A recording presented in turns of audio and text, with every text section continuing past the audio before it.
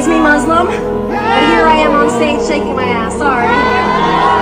Non, vous ne rêvez pas. Cette scène s'est déroulée à Jeddah, en plein cœur de l'Arabie Saoudite. La venue de cette pseudo-chanteuse en Arabie Saoudite et les propos qu'elle a tenus ont été très choquants pour beaucoup de personnes. It's in the heart. It's in your heart, right? God help me. Are you ready for some more music? Beaucoup se demandent comment un pays qui abrite les deux lieux les plus sacrés de l'islam peut-il permettre aujourd'hui des événements et des comportements contraires à nos valeurs. L'Arabie Saoudite a longtemps été considérée comme un bastion des valeurs islamiques. Mais ces dernières années, on observe un changement. Concerts, festivals et maintenant des célébrités qui viennent promouvoir un style de vie qui ne correspond pas du tout à ce que notre religion nous enseigne. Mais la question la plus préoccupante, c'est le changement profond que subit l'Arabie Saoudite. Ce pays, qui était un modèle pour beaucoup, semble s'éloigner peu à peu de ses principes. Il n'y a pas si longtemps, ces comportements auraient été impensables en terre sacrée.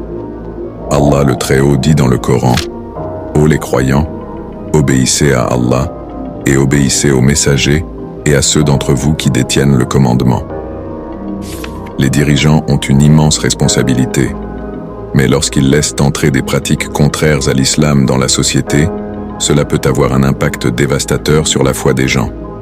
Le prophète, sallallahu alayhi wa sallam, a dit « Chacun d'entre vous est un berger, et chacun d'entre vous sera interrogé concernant son troupeau.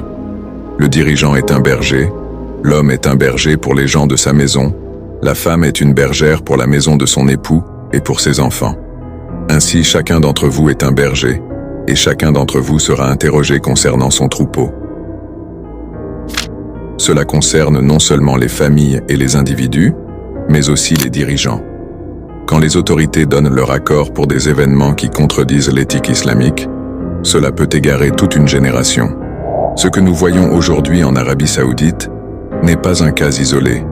C'est un symptôme d'une dégradation plus globale des valeurs islamiques dans plusieurs pays musulmans.